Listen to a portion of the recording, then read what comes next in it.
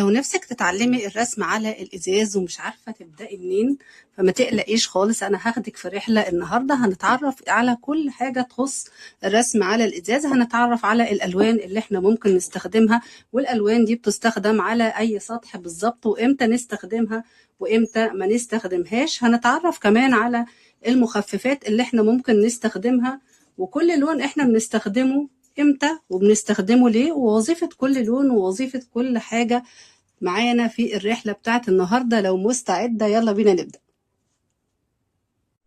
السلام عليكم ورحمة الله وبركاته. ازيكم عاملين ايه؟ اهلا بيكم في قناتكم نقوش كريمة بقوش. النهاردة فيديو رائع جدا عن الرسم على الزجاج، ان شاء الله يكون مفيد ويكون دسم وتعرفوا كل الخامات والادوات اللي محتاجينها عشان تبدأوا رسم على الزجاج. طيب اول حاجة عندنا البطل بتاع الحلقة والبطل بتاع الشغل بتاعنا، الخامة اللي أنا هشتغل عليها. هل الإزاز اللي أنا هشتغل عليه هل هو سطح مستوي؟ ممكن يكون سطح مكتب، حتى ممكن يكون ضرفة شباك، ممكن يكون حائط زجاجي. فإحنا كل حاجة وبيكون لها الاستخدام وبيكون لها الألوان اللي تمشي معاها على حسب الوظيفة اللي هتأديها الحاجة دي. يعني لو ضرفة شباك فأنا محتاجة إن الألوان فيها تكون تتميز بالشفافية واللمعة، عشان خاطر يعني انتوا عارفين لما الضوء يعدي من خلالها فهيديني شكل حلو جدا. فانا محتاجة استخدم الوان تكون شفافة، الالوان بتاعة الزجاج. كمان السطح اللي انا هشتغل عليه ده هل هو سطح هيكون قدامي كده، يعني مفروض قدامي نايم كده، ولا انا هشتغل على بالفعل حائط زجاجي واقف؟ فانا اكيد في كل واحد في دول هيكون ليه طريقة للتعامل معاه وطريقة في الالوان كمان اللي احنا هنستخدمها. ولا انا هشتغل على قطعة فاز زي ده مثلا، ممكن ان انا احط التصميم بتاعي في الداخل بتاعه وابدأ اشتغل عليه. هل الحاجة اللي انا هستخدمها دي هل الوظيفة بتاعتها وظيفة جمالية، ولا كمان حاجة ممكن اكون بستخدمها وبتناول فيها اي مشروبات او اي حاجة؟ فطبعا كل الحاجات دي بتأثر على نوع الخامات اللي احنا هنشتغل بيها. يبقى أول حاجة زي ما قلنا محتاجين نعرف طبيعة السطح اللي هنشتغل عليه علشان أحدد نوعية الألوان اللي هستخدمها. طب إحنا عندنا بعد ما عرفنا أنواع الأسطح اللي إحنا ممكن نشتغل عليها، إحنا عارفين عندنا ألوان اسمها ألوان الزجاج. ألوان الزجاج دي طبعا بتتميز إن هي بيكون فيها درجة شفافية، والألوان دي لما بنيجي نستخدمها احيانا بنحتاج ان احنا نخففها، لان هي طبعا بيكون القوام بتاعها غالبا مادة طيارة، فالمادة دي لما بتطير منها بتبدأ الالوان تتكتل وتبقى تقيلة. المادة الالوان او الالوان الزجاجية دي بنخففها بايه؟ بنخففها بحاجة اسمها تنر. مادة التنر دي بنجيبها من عند محلات الدهانات، وبرضه هتبقى موجودة في المكتبات اللي بتبيع الوان الزجاج، بس هتكون طبعا بعبوات اقل من كده، مش هتبقى بالحجم ده. فممكن تجيبوا التنر برضو عبوة صغيرة. تمام، يبقى دي مادة التنر اللي احنا بنخفف بيها الألوان بتاعتنا. ده اسمها أو دي ماركة موجودة في مصر. طبعا كل بلد من البلدان المختلفة، متابعيني من كل البلاد، هيبقى عندكم طبعا اسم التنر بشركات أخرى يعني. خلاص، طيب عندنا ايه كمان؟ بدل ما نستخدم ألوان الإزاز في بدائل طبعا ممكن نستخدمها. ممكن نستخدم ألوان الأكريليك زي اللوحة اللي انتوا شايفينها قدامكم دي، لوحة النمر ده. النمر ده معمول بألوان أكريليك، وكمان معمول، ثواني هوريهولكم، معمول طبعا بألوان أكريليك زي ما انتوا شايفين. والفيديو بتاعه بتاع الرسمة دي موجودة على القناة، حاول أسيبهولكم في الآي بإذن الله.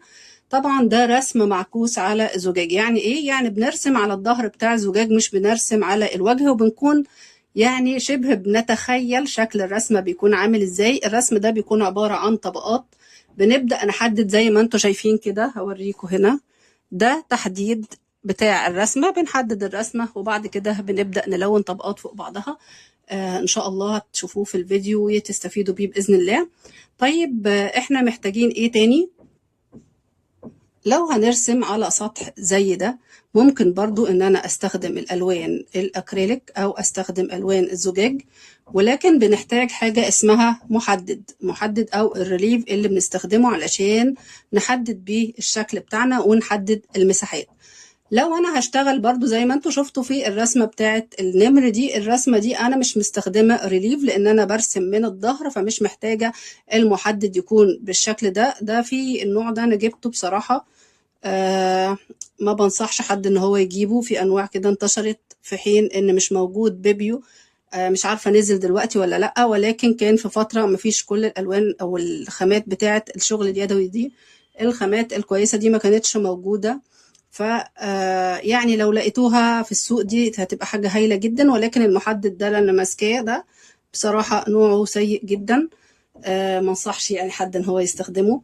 طيب المحدد وظيفته ايه؟ وظيفته ان هو بأول حاجة ان احنا عندنا الألوان بتاعة الزجاج دي بتكون ألوان سائلة.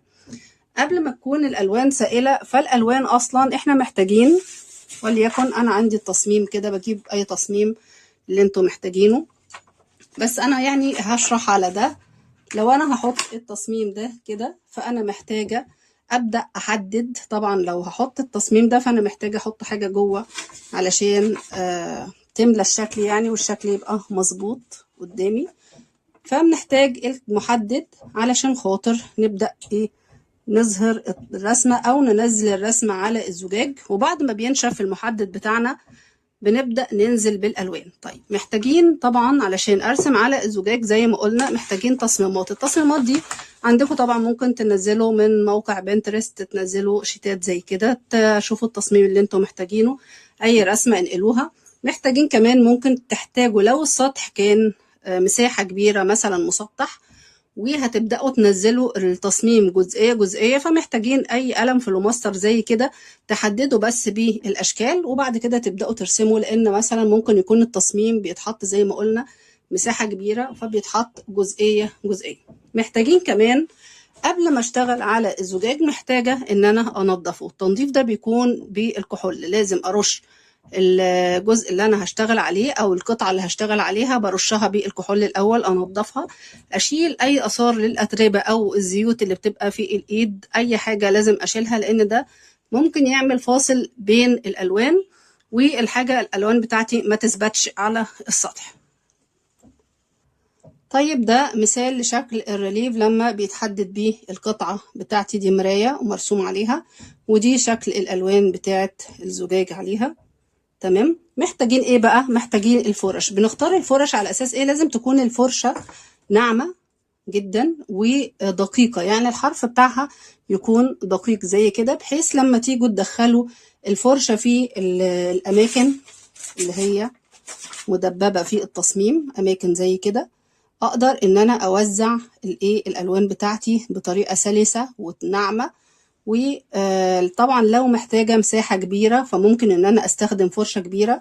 ممكن كمان استخدم اي اداه مدببه زي كده، دي قطعه بلاستيك اهي ومعموله زي القلم، ممكن ان انا استخدمها علشان خاطر ابدا اوزع بيها الالوان. بما ان الالوان بتبقى سايله بنحط منها كتله، ممكن استخدم قطاره، ممكن استخدم سحاحه، حاجة يعني أداة من الأدوات اللي بيستخدموها طبيا، فممكن نستخدمها ونملى بيها الألوان بتاعتنا كده بعد ما بنحدد الرسمة بالريليف بتاعنا. من الحاجات كمان اللي احنا ممكن نشتغل بيها على الأسطح ان احنا نستخدم الورنيش ونستخدم معاه الجليتر. هوريكم برضو نموذج. شايفين اللوحة دي مستخدم فيها ورنيش وجليتر. طبعا بتكون مساحة كبيرة من الزجاج، بنبدأ نحدد عليها الكلمة اللي احنا عايزينها، طبعا بما ان هي آية قرآنية او اي كلام بيتحط بشكل معكوس.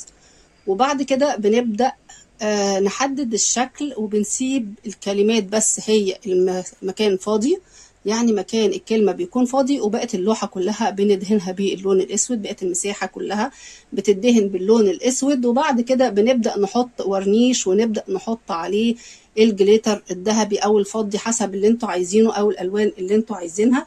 وبودرة الجليتر دي طبعا بتتجاب من عند الموان أو محلات الخاصة بالفنون والأدوات، يعني بتاعت الفنون بتبقى متوفرة، في منها بالكيلو وفي منها بيتباع في زجاجات صغيرة زي ما انتوا شايفين كده. بنقدر ان احنا نستخدمها ونطلع بيها شغل حلو جدا.